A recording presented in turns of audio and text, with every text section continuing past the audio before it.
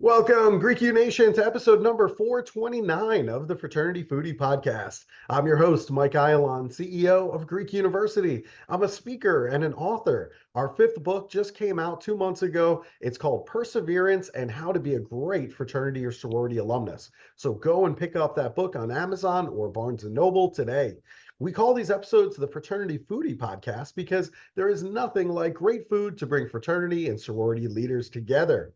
Fun fact, all of the executive directors of all of the national fraternities and sororities, we are all great friends. We get together multiple times throughout the year at conferences to see how we can help each other. Our next guest was actually a recommendation from a prior executive director of a national fraternity. And you know, when that lead comes in, it is going to be an absolutely phenomenal guest on the show. Let me tell you a little bit more about him. More than just an executive business, life coach, and speaker, Jesse Hile is on a mission to help high performers, leaders, athletes, teams, and organizations to create the most extraordinary version of themselves. By leading with empathy and compassion, Jesse is helping his clients find ways to create the life and the business that they desire, as well as the person they want to become. Through speaking, coaching, and team development, individuals and teams are seeing a long-lasting transformation personally as well as professionally. His job is to care about you and the results you want to create for yourself, holding you accountable to keeping you responsible for elevating to the life that you desire. Welcome to the show, Jesse. Hey, thank you so much for that great introduction. That was fantastic. Really appreciate it and honored to be here. Hey, it's my pleasure. Listen, if you want to take me all over the country, I'll just do that opener for you on stages across the country. Just take me to like really cool places, all right? I will. It's amazing. Absolutely. All right, so let's get started. You know, I always like to talk about your undergraduate experience because it really is a formative time in life. And that's why I love working with college students so much. You chose Indiana State University for your undergraduate experience. Tell our audience, why did you choose Indiana State? Oh man, many reasons. So two main reasons. Both my parents, mom and dad, went to Indiana State University and met there. And then between my mom's family and my dad's family, we have over 30 family members that attended Indiana State University from the 1950s until present day. One of my cousins is actually roommates with Robbie Avila, one of our star basketball players and the basketball manager. So we have a long history and legacy at Indiana State. And so that was one deciding factor. And then a couple of scholarships, alumni scholarships. And then one of my great mentors who was actually an ATO, is ATO at Indiana State, John P. Newton, sort of took me under his wing, gave me the tour. And after that, I was sold my senior year, and it just felt like home, and it was one of the best decisions of my life. I love it. It's all in the family at Indiana State. So that works out really well. And hey, listen, if it wasn't for Indiana State, you wouldn't be alive. I mean, it's like you would have 100%. never been conceived even. Right. No, yeah, absolutely. Absolutely. Now, however, my brother and sister went to Purdue and IU. So, Nice. but we covered the state schools quite well. But yeah, a lot of family history here. I love it. I love it. Now, you decided that you were going to join Phi Kappa Psi fraternity there. There were obviously several options, ATO and other organizations on campus. What was special about the Brothers of Phi Psi that made you want to join them?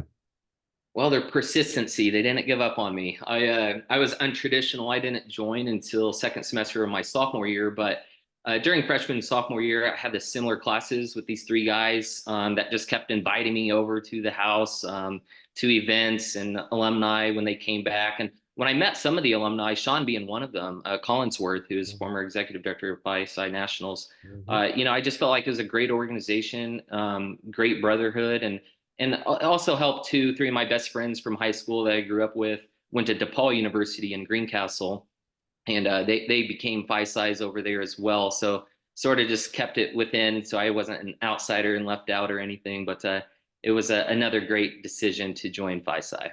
I love it. I love it. Now, you have a very powerful and personal story about your fraternity brothers at Phi Psi and how they were able to help you in a time of crisis. Tell our audience what happened.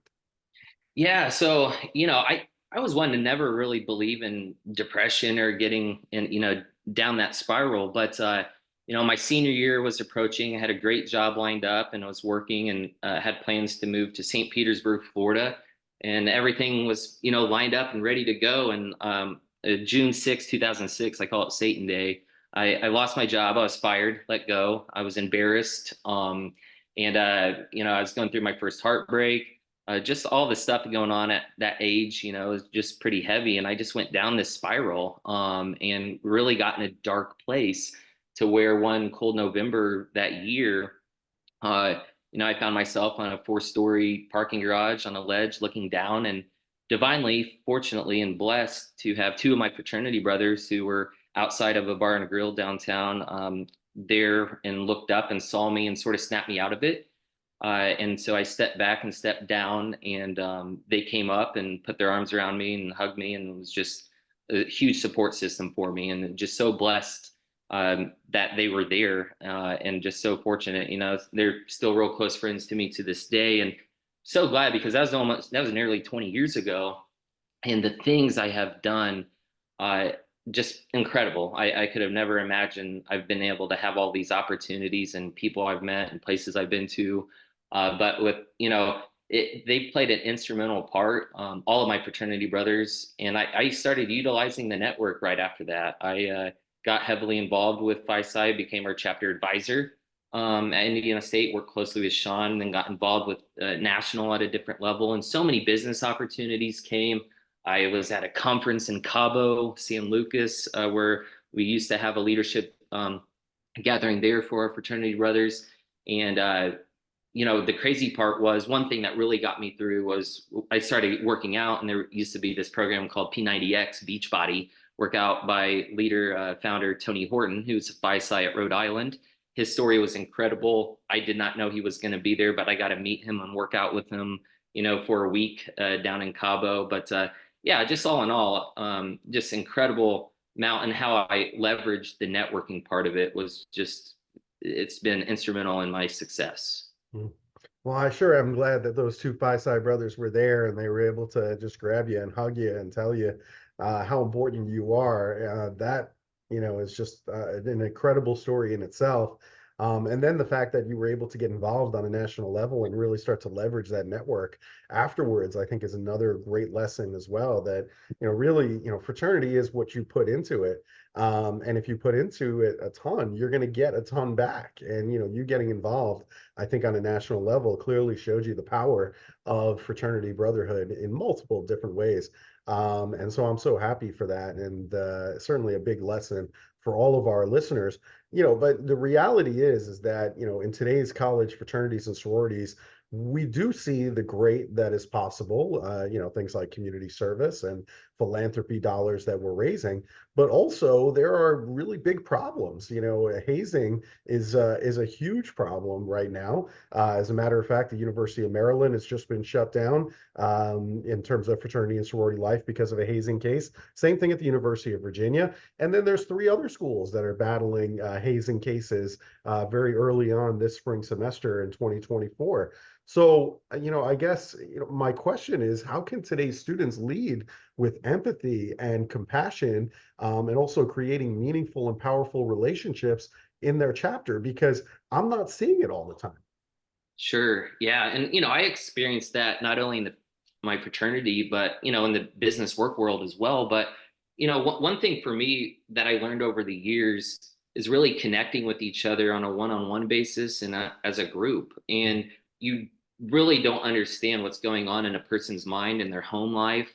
And you have no idea. And really, if you took the time to get to know and understand that person and completely get away of this judgmentalness or bullying and everything that's out there and so flooded with technology these days that it's easy to get caught up into, or the gossip and everything, that coming down to how would you want to be treated as a human being, and especially if they're your fraternity brother or sorority sister, so it's just leading with that empathy and the compassion, and going into each conversation like you don't know the person but you respect them fully, and really build that, because you never know when those relationships will come up down the road. I mean, one fraternity brother and I butted heads, back then, but we're real close, and we've had tons of business interactions together, and have just become a support beam and system for each other. He has a family and kids, and it's just, you just don't know where those relationships will go.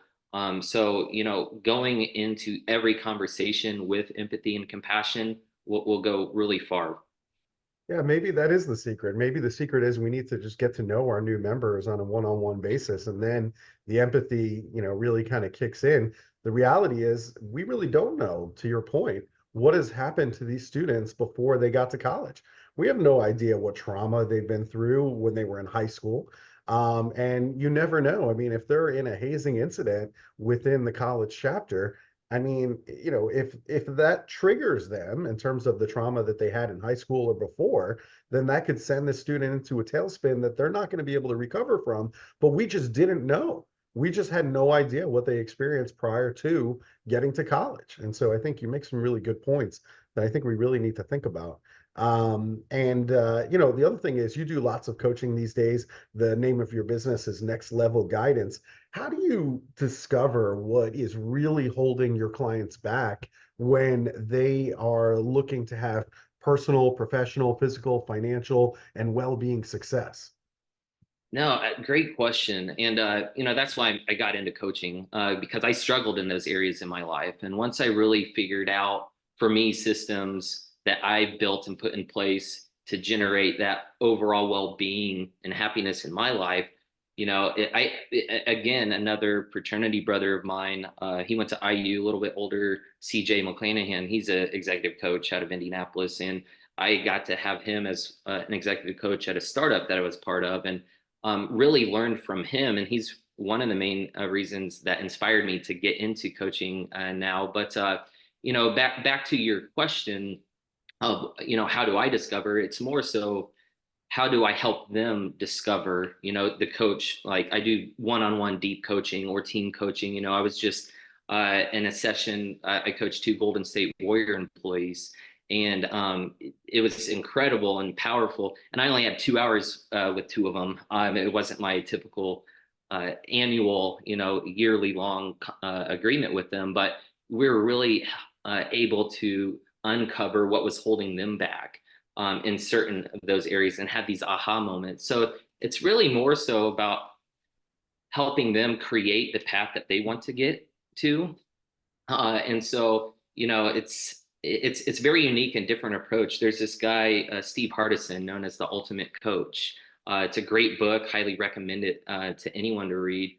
But I hired my personal coach several months ago because I want to be able to take them as deep as I've gone personally as well. And so I'm just literally 2 degrees separation from this guy, Steve Hardison, and just learned an incredible amount that can really help bring a lot of value to individuals that I'll be able to be honored to work with and partner with on the one-on-one coaching. So it's really about how can you understand why you think the way you think, and really start to dive in deep into very specific words or specific, things that have been holding you back. And a lot of it comes down to your own mindset when it comes down to it. So that's just high level things, but don't have enough time to really dive into it all. But just some things I get into, and it's fun and it's enjoyable, and my clients love it, and we discover a lot of things together and create a lot of things together. Mm. I love that as a coach, you also have a coach, right? I mean, everybody kind of needs that mentor. I mean, even the most motivated people on the planet had coaches to help guide them and become the best that they could possibly be. I mean, who would, Michael Jordan be without Phil Jackson, right? I mean, Phil Right. Jackson knew how to get the best performance out of Michael Jordan. And, would Michael Jordan have been who he was on the court without a Phil Jackson? I don't know. I would tend to doubt it. I think that he knew what buttons to push to get Mhm. Michael to perform and score 50 points a night. 100%. Absolutely. Oh my goodness. That would be an interesting question, for Michael, is who would you be without Phil Jackson? Like Oh, yeah. I would love to hear that. I would Absolutely. love to hear it. Like I would love Yeah. to hear his thoughts on that because I think that is really kind of at the crux of it. The other question I wanted to ask you, because I think you would really be able to shed some light on this, is that sometimes our fraternities and sororities have trouble with retention of our members. We also see that in companies and corporate America as well, where the company is unable to retain these employees. So what is your advice to fix poor retention in organizations? Great question, Mike. Love this. As I'm very untraditional in my career path. I was part of 8 different high growth, high tech startup companies in 8 different years. And, I saw a lot of turnover and churn and burn and see that in the fraternities and sororities as well. And this goes for both, their organizations, their businesses within themselves. But, what I really found a trend was it starts at leadership top down. And if your leadership is not demonstrating unity and taking that down all the way down to the bottom, you're really going to have a hard time building up that unity. So, for me, just an outsider looking in and from my own personal experiences to build up that retention, it goes back to building up that one-on-one relationships with your members, spending time with them, really making them feel they're part of something and getting together. I feel there's a lot less of the we have like Ebony and Ivory step show back in college. Got Greeks and sororities, fraternities all together, and I see a lot less of those events that are going on, and everyone's just so siloed, and then you don't feel connected or disconnected, or there's a lot of drama and stuff that's going in, and then people don't want to continue to come back to that or continue membership. So, it's very important, the relationships. It comes down to that empathy, that compassion with each other, and really making them feel it is a sisterhood, it is a brotherhood. So, I would say it really comes down to the relationship part of things. Yeah, I love it. And you know what? Those step shows are really the best part, I think, of fraternity and sorority life. It's not something that I really experienced much of as an undergraduate. I wish I did. I just didn't experience it as much as I should have. And I also regret, not knowing some of the leaders at other councils beyond my own. Because just like to your earlier point, it's all about building a network. And who knows, like that could have been a great customer of mine, or I could have helped that person in order to get the job or the career that they wanted. And I feel like those are missed opportunities. And so, yeah, going to these events where fraternity and sorority life can showcase the best of us all working together, I think can keep students at school, keep students in their organization, and also help them to really appreciate each other and the talents that are within this community, not only while you're in college, but also beyond college as well. So I think And all of that's really good. yeah, you make a great point there too. And I see a lot of students these days who sit back and think opportunities will come to them, and you really have to be proactive and make those conversations. If you want to network, that's on you. It's not on the mentor. If you get paired up with a mentor or anything, like you really need to take action and leverage those relationships, but you have to take the initiative. Yeah. 100% there. So. Yeah. I wanted to talk to you a little bit about vulnerability because, I just came back from a conference in Anaheim, California. And what I noticed, I really wanted to kind of level up that conversation to be more engaging and more interactive. And so what I did was I was really just vulnerable with the students. I talked a little bit about the fact that my son is a freshman in college right now. My daughter's a senior in high school looking to pick her college for the fall. And so I kind of, was just leveled with them. And I said, listen, given what's going on right now in the landscape of fraternity and sorority life in terms of hazing and alcohol and drug abuse, I really just kind of laid it all out there. And I said, I'm scared. I'm scared for my kids. I need them to come home, in one piece when they go to college. And just given what I know, that's a little bit frightening because I need them back. So, why is vulnerability such an important part of leadership and even, an important part of speaking? Because after I was vulnerable, suddenly the students opened up and there were students, men that were sharing, vulnerabilities in terms of mental health, in terms of alcohol and drug abuse that was concerning them in their chapters. They opened up like I've never seen before. So why is vulnerability such an important piece of leadership?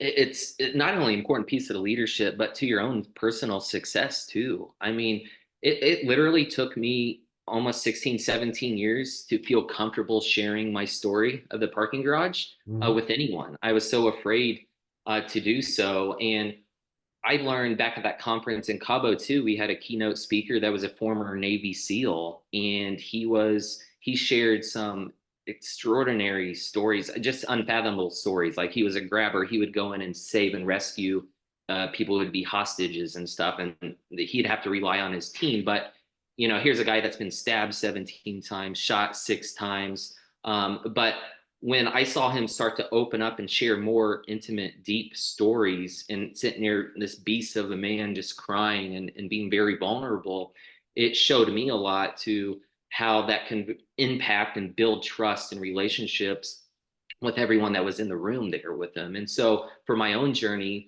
once I learned to be more vulnerable and share my story, so much more, and not just selfishly success came, but like I inspired a total complete stranger who lives in a different country. She was sharing a story about her brother who died by suicide. And I just opened up privately, shared her a message, just my story. And she's like, you just gave me so much hope. And, just because I was vulnerable and shared my story with her, that's what I want to be. My mission is to be open and vulnerable because you never know what inspiration or hope you can give to that one individual. And to me, that's success. And everything else that's come along the way of meeting you and sharing my story with Sean. I invited him over to come to ISU basketball game, and we're having dinner, and I was just sharing him my story. He's like, I never knew any of this about you, and he's known me for 20 some years now. And this led to this right now, you and I speaking right in this moment. So being vulnerable just does so much for everyone involved in your life and around you. That's a great example. You're absolutely right. I don't think we would have met had you not just leveled with Sean and told him that story, and so that opened up a new door that wasn't open before, right? Right. I think that's a great lesson, for our audience there. New doors will open up as soon as you become vulnerable, but the question is, are you going to be vulnerable? Are you going to be open and honest and share so that way that other person who you're telling to can open up back to you? So yeah, it's just really interesting stuff. The other thing I like about you is that you really do strive to be fully present in the moment. But the reality is there are so many distractions right now. I mean, my cell phone, is ringing all the time, so that's a distraction. We've got wars going on in the Middle East right now. We've got politics happening all around us. Students are concerned about rising tuition in higher education, and can they afford to buy a home? I mean, there's so many issues, so many distractions right now. What methods do you use to actually be fully present in the moment? Love this question. And I'm going to lead with the word gratitude. To me, that has been the single most deciding factor of being fully in the present. And what I mean by gratitude, I'd like to share this story real quick with you. I was assistant director of alumni association at Indiana State University in 2007. This older gentleman and his son were on campus. I didn't notice at the time he had a red and white cane. Should have put two and two together, but I didn't realize it at the time that he was blind. But he came up and, hey, can you, excuse me, sir, can you direct us to the admissions office? And I'm a very visual, descriptive person. I'm sitting here describing, like, you look under, the green tree, blue awning, white lettering that says welcome. And he's like, oh, I'm sorry, sir, I'm blind. I was like, oh, my apology. I felt, foot in the mouth, but he didn't care. He was thankful. And, so I guided him over there and everything.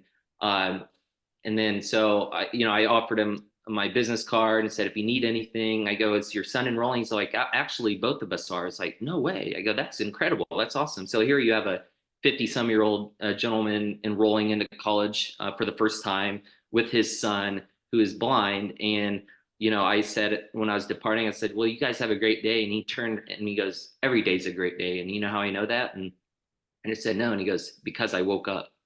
And so it was so powerful to me at that age too, especially I was 20, mid 20s. And, that just hit at home with me. I'm like, this guy's so thankful for just waking up for the breath of air that, enrolling into school at this age, like that's a huge accomplishment to be able to, and a big step for someone. And so when I realized like being thankful for air, the roof over my head, food, grass, trees, all the little simple things, it made everything else just be obsolete to me. And it's allowed me to be in full present. There's a book I read too that I highly suggest, The Power of Now.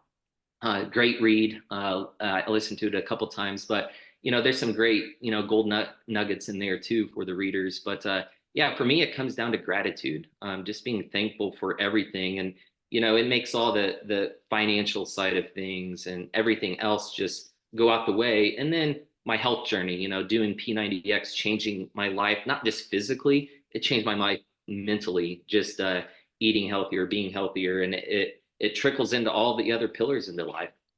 Man, you shared some great resources and some great stories here on this episode. So I thank you for all of that. My weakness is good food. I can't escape really good food Hard. here. And I get to Indianapolis often. I get to Carmel often for conferences, and because a lot of the fraternity headquarters are located in that area of the country. So the next time I'm in town, where should I be going for a great meal? So there's two places. One, selfishly, a little plug for one of my clients that work with. He works for Cluster Truck. You have to download the app. This place, I used to work there, and do recruiting and HR and stuff work for him. But they have over 100 different uh, foods on their menu to choose from. But what's great about it, if you're in a fraternity, a sorority, have a large group ordering, you all don't have to order pizza. You don't all order the same thing. You can order an array of, and their food's delicious. It's a great model. It's amazing. Look it up. And then the other one, there's a lot of different restaurants. There's this one I was going to look up for you and totally forgot. My apologies. I'll have to send it over to you. But you can't really go wrong with, your St. Elmo or your Prime 47, places like that. But anything along Mass Ave too, if you're in Indy, there's great spots. A lot of good eats there. So I love it. I love it. Yeah, St. Elmo is always a popular one. Everyone always comes up with that one, which it's great. Don't get me wrong. I wouldn't, twist my arm. Oh, take me to St. Elmo.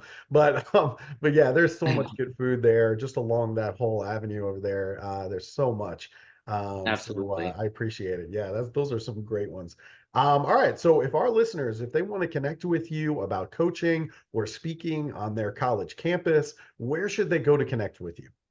They can go to my website, nextlevelguidance.com, or my email is just Jesse, Jesse at nextlevelguidance.com. So I love it. Nextlevelguidance.com. Go and check out Jesse's website. Go check out his coaching options. Invite him to come and speak on your college campus. He's obviously a huge proponent of fraternity and sorority life, and he's got some incredible stories that I think are going to make a really big impact for the college students on your campus. So, Jesse, thank you so much for sharing all those great resources, the books, the restaurants, the stories. You've got it all. Thank you so much for sharing all of that. thank you so much. It was a pleasure being here. You got it, Jesse. And to our audience, if you like this conversation with Jesse, I want you to like this on social media. I want you to share it with other college students, other fraternity members and sorority members that need to hear Jesse's story. That is super important. We hope you've enjoyed your time here, and we'll see you on the next episode of the Fraternity Foodie Podcast. Thanks for joining us. See you next time.